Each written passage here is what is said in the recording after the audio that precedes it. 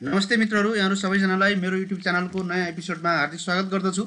आजको यस एपिसोडमा मैले यहाँहरूलाई सार्वजनिक सेवा बडापत्र पब्लिक चार्टर अथवा सिटिजन्स चार्टरको बारेमा डिटेलमा चर्चा गर्ने प्रयत्न गर्दैछु। लोकसेवा आयोगको तमाम परीक्षाहरूमा सार्वजनिक सेवा बडापत्रलाई महत्त्वपूर्ण सिलेबसको अङ्गको रूपमा स्वीकार गरिएको छ। चाहे यहाँहरू खरिदारको दिनुहोस् या नायब सुब्बाको या अफिसरको, जुनसुकै लेभलमा पनि सार्वजनिक सेवा बडापत्रलाई अत्याधिक महत्त्व दिएर कोर्समा राखिएको छ र यसबाट कुनै न कुनै प्रश्न आउन सक्ने सम्भावना पनि छ। त्यसैले आउनुहोस् यसलाई डिटेलमा चर्चा गरौँ र मेरो यस युट्युब च्यानलमा यहाँहरू जोडिनुहोस्। यसलाई लाइक, सब्सक्राइब र सेयर गर्न पनि नभुल्नुहोस्। त मित्रहरू, सबभन्दा पहिला सार्वजनिक सेवा बडापत्र भनेको के हो, यसको अर्थतर्फ जाउँ। सार्वजनिक बडापत्र वा नागरिक बडापत्र वा सेवाग्राही बडापत्र जेसुकै भए पनि यसको मूलभूत मर्म भनेको जनतालाई सरकारले सेवा प्रदान गर्दछ भने के कस्ता सेवाहरू कुन गुणस्तरमा, कति लागतमा, कहिले, कति समयको लागि प्रदान गर्दछ भन्ने कुराको अर्थ राख्छ। यो वास्तवमा एउटा कुनै पनि पब्लिक निकायले, सार्वजनिक निकायले उद्घोष गरेको सेवाको एउटा चाहिँ मार्गदर्शन हो, एउटा चाहिँ उद्घोषणा हो। सार्वजनिक सेवा प्राप्त गर्ने सन्दर्भमा नागरिकले सामना गर्नुपर्ने दैनिक समस्याबाट मुक्ति पाउनका लागि सरकारी निकायले जनताका लागि जारी गर्ने सार्वजनिक उद्घोषलाई हामी नागरिक बडापत्र भनेर भन्छौँ। यो सार्वजनिक उद्घोष हो, पब्लिक रूपमा उद्घोष गरिएको चिज हो कि म यो सेवाहरू यति मितिमा, यो लागतमा यसरी दिनेछु भन्ने कुराको ग्यारेन्टी हो एक हिसाबले। र यो सार्वजनिक सेवा प्रवाह गर्ने र प्राप्त गर्ने सम्बन्धमा नागरिक र सरकार दुवैलाई सचेत बनाउने र सशक्तिकरण गर्ने मूलभूत उद्देश्यका साथ सेवाको गुणस्तर, लागत, प्रक्रिया, परिमाण समेतको सार्वजनिक जानकारी दिने घोषणापत्रलाई हामी सार्वजनिक बडापत्र वा नागरिक बडापत्र वा सेवा बडापत्र भनेर भन्न सक्छौँ। यो भनेको जानकारीमूलक एउटा चाहिँ घोषणा हो। त्यस्तै सार्वजनिक सेवा प्रवाहका लागि निश्चित मापदण्ड, मानक र स्तरीकृत विधिहरूको ग्यारेन्टी गर्ने शासकीय औजारको रूपमा हामीले यसलाई लिन सक्छौँ। त्यस्तै मित्रहरू, सार्वजनिक सेवा बडापत्र भनेको सरकारी सेवा प्रवाहमा त्यो सेवा प्रवाहको परिमाण, गुणस्तर, समय र लागतको स्पष्ट मार्गचित्र हो। खास गरिकन यसमा कुनै पनि सरकारी निकायले कति परिमाणको सेवाहरू दिने, क्वान्टिटी, कुन गुणस्तरको सेवा दिने, क्वालिटी, कति टाइमभित्र सेवा दिइने, टाइम, र कति पैसा लाग्छ त्यसमा, कस्ट, यो सबै कुराहरूको स्पष्ट मार्गचित्र, स्पष्ट मार्गदर्शनलाई नै हामीले सार्वजनिक बडापत्र भनेर भन्छौँ। यसलाई a written commitment by an agency to deliver outputs or services according to specified standards of quality भनेर इङ्ग्लिसमा परिभाषित गरिएको छ। यसो भन्नुको मतलब के हो भन्दा, एउटा त्यस्तो रिटर्न कमिटमेन्ट हो, यस्तो प्रतिबद्धता पत्र हो, एउटा यस्तो लिखित प्रतिबद्धता पत्र हो जसमा कुनै पनि सरकारी निकायले आफूले प्रवाह गर्ने सेवा कुन स्ट्यान्डर्डमा दिन्छु भन्ने कुराको प्रतिबद्धता पत्र जाहेर गरिएको हुन्छ। त्यस्तो प्रतिबद्धता पत्र, कमिटमेन्ट पेपरलाई हामी नागरिक बडापत्र वा सेवाग्राही बडापत्र भनेर भन्छौँ। यो सरकार र नागरिकको बिचमा विश्वासको वातावरण निर्माण गर्ने एउटा माध्यम पनि हो। किनभने मित्रहरू, सरकारले सेवा प्रवाह गर्ने हो र नागरिकहरूले सेवा लिने हो।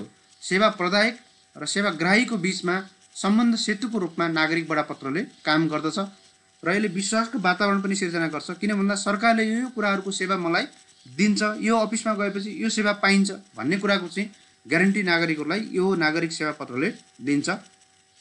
र प्रतिस्पर्धात्मक सिद्धान्त बमोजिम सार्वजनिक सेवा प्रवाहमा नागरिकको हक, अधिकार, आवाज र छनौटलाई, राइट, भोइस र चोइसलाई समाहित गर्ने एउटा आधुनिक औजार हो। यसले चाहिँ मूलभूत रूपमा नागरिकहरूलाई अवेर गराउने काम गर्छ र नागरिकहरूको अधिकारलाई नागरिकहरू समक्ष पुर्याउने काम चाहिँ गर्दछ। मित्रहरू, यो त थियो यसको परिभाषा। अब नागरिकलाई हामीले सेवाग्राहीलाई ग्राहकको रूपमा कसरी हेर्न सक्यौँ त, त्यो दृष्टिकोण कहिले उदय भयो भनेर हेऱ्यौँ भने तपाईँहरूले न्यू पब्लिक म्यानेजमेन्ट, नयाँ सार्वजनिक व्यवस्थापनमा पुग्नुपर्ने हुन्छ। 1980को दशकको अन्त्यमा विश्वव्यापी रूपमा जब शासकीय मामलाहरूमा व्यापक परिवर्तन भयो, यस्तो बेलामा शासनका नयाँ नयाँ अवधारणाहरूको जन्म भयो। त्यसै अवधारणा स्वरूप हामीले न्यू पब्लिक म्यानेजमेन्ट NPM जस्तो अवधारणालाई लागू गऱ्यौँ। खास गरिकन 1980को दशकको अन्त्यतिर र 90को दशकको पूर्वार्धमा शासकीय मामलामा व्यापक मात्रामा परिवर्तन भयो। अब नागरिक रहेनन्, उनीहरू कस्टमर रहे, ग्राहक रहे, क्लाइन्ट रहे। त्यसैले गर्दा अब हामी उनीहरूका हरेक सेवालाई हामीले के सेवा दिने, कहिले सेवा दिने, कसरी सेवा दिने, कुन गुणस्तरमा सेवा दिने भन्ने कुराको ग्यारेन्टी उनीहरूलाई दिनु पर्यो। नयाँ सार्वजनिक व्यवस्थापनले नागरिकहरूलाई ग्राहकको रूपमा हेर्नु पर्यो। सरकार एक सेवा प्रदायकको रूपमा र नागरिकलाई ग्राहकको रूपमा हेर्ने नयाँ दृष्टिकोणको जन्म भयो।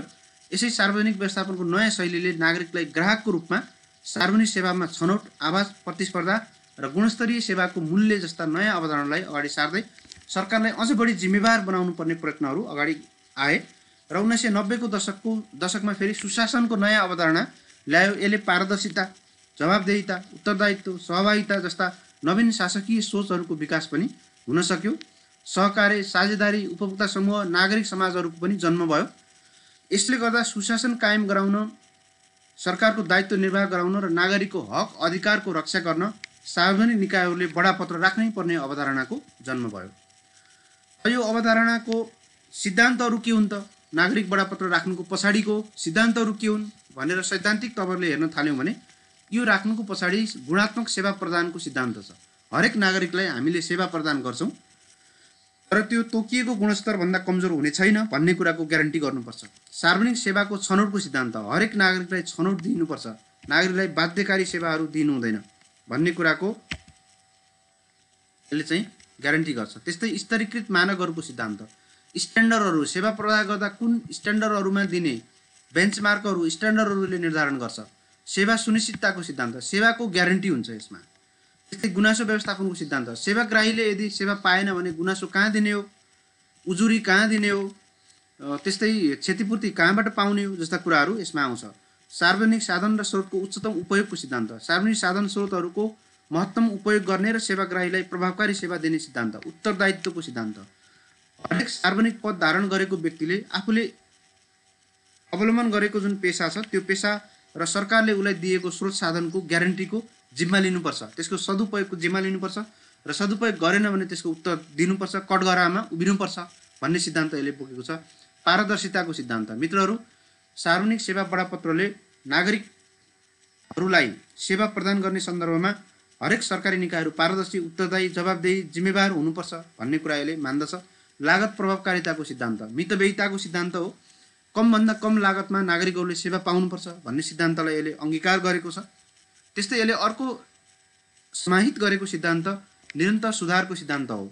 सेवाग्राही र सेवा प्रदायकको बिचमा कति पनि असमञ्जस्यताहरू आउन नदिने र ती आएका कुराहरूलाई फिडब्याकको रूपमा लिएर निरन्तर सुधार गर्नेतर्फ यो अग्रसर छ। र सार्वजनिक हितको सिद्धान्त, यसले सबैको हित, सबैको भलाइको लागि काम गर्दछ र कानुन पालनाको सिद्धान्त र क्षतिपूर्तिको सिद्धान्त, यस्ता खालका सिद्धान्तहरू यसले अवलम्बन गरेको छ। मित्रहरू, अब सार्वजनिक बडापत्र अथवा नागरिक बडापत्रको उत्पत्ति कहाँ भयो, कसरी भयो, कहिले भयो, यसको उत्पत्तिको बारेमा चर्चा गरौँ। बेलायतमा जोन मेजर प्रधानमन्त्री हुँदा 1991मा यसको प्रथम सुरुवात भएको पाइन्छ। त्यसपछि नयाँ सार्वजनिक व्यवस्थापनको अवधारणाको एउटा टुल्सको रूपमा हामीले नागरिक बडापत्रलाई विकास गऱ्यौँ। 1998मा बेलायतमा जब लेबर पार्टीको टोनी ब्लेयर प्रधानमन्त्री बने, उनले पनि यो नागरिक बडापत्रलाई कार्यान्वयन गर्ने नीति अगाडि बढाए। त्यस्तै अस्ट्रेलियामा नागरिक बडापत्रको लागू चाहिँ 1998मा भयो। 97मा बेल्जियममा सार्वजनिक सेवाग्राही बडापत्र भनेर 1992देखि नै लागू गरियो। क्यानाडाले 1995मा सेवा मानक बडापत्र सर्भिस स्ट्यान्डर्ड चार्टर भनेर लागू गर्यो। फ्रान्सले 1992मा, भारतले 97मा र जमैकाले 1994मा लागू गर्यो। त्यस्तै मलेसियाले 1993मा, पुर्तगालले 1993मा र स्पेनले 1992मा विभिन्न नामबाट यस्ता खालका बडापत्रहरू लागू भएका थिए। अब मित्रहरू, नेपालको अवस्था के छ, नेपालमा सार्वजनिक बडापत्रको अवस्था के छ, यसको विकासक्रम कसरी भयो भन्ने बारेमा चर्चा गरौँ। सुशासन, सञ्चालन तथा व्यवस्थापन ऐन 2064मा नागरिक बडापत्र सम्बन्धी स्पष्ट व्यवस्थाहरू गरिएको छ। त्यसैले यो नै नेपालको पहिलो कानुन हो जसले नागरिक बडापत्रलाई कानुनी मान्यता प्रदान गरेको छ। तर यो कानुन आउनुभन्दा पहिला नै नेपालमा नागरिक बडापत्रको प्रचलन चाहिँ सुरुवात भइसकेको थियो। सर्वप्रथम नेपालमा 2056 सालबाट सेवा बडापत्रको अवधारणा जन्म भयो। सरकारी क्रियाकलापलाई प्रभावकारी बनाउने निर्देशिका 2056 जारी गरिएको थियो। सो बमोजिम हरेक सरकारी निकायहरूले सेवा बडापत्र राख्नुपर्ने जस्ता कुराहरू तोकिएको थियो र त्यसैबाट हामीले लागू गऱ्यौँ। र प्रथम लागू भने 2061 साल साउन 1 गतेबाट सेवा बडापत्रको कार्यान्वयन भएको थियो। र हामीले अहिले क्षतिपूर्ति सहितको नागरिक बडापत्र व्यवस्थापन निर्देशिका 2069 लागू गरेका छौँ र यो पूर्ण रूपमा लागू भएको छैन र 2070 साल वैशाख 2 गतेबाट केही तोकिएका निकायहरूमा क्षतिपूर्ति सहितको नागरिक बडापत्र लागू गरिएको हो। अब मित्रहरू, क्षतिपूर्ति सहितको नागरिक बडापत्र लागू भएका कार्यालयहरू कुन कुन थिए त भनेर हामीले हेऱ्यौँ भने अध्यागमन विभाग, वैदेशिक रोजगार विभाग, यातायात व्यवस्था विभाग, भूमि सुधार तथा व्यवस्थापन विभाग र यस अन्तर्गतका मालपोत कार्यालयहरू, नापी विभाग, खाद्य प्रविधि तथा गुण नियन्त्रण विभाग, वाणिज्य आपूर्ति तथा उपभोक्ता संरक्षण विभाग, कृषि विभाग र स्वास्थ्य सेवा विभाग, यी कार्यालयहरूमा क्षतिपूर्ति सहितको नागरिक बडापत्र लागू गरिएको थियो। त मित्रहरू, अहिले चाहिँ क्षतिपूर्ति सहितको नागरिक बडापत्र छैन कुनै पनि निकायहरूमा, तर यिनी निकायहरूमा सुरुमा हामीले लागू गरेका थियौँ, केही प्रयत्नहरू गऱ्यौँ।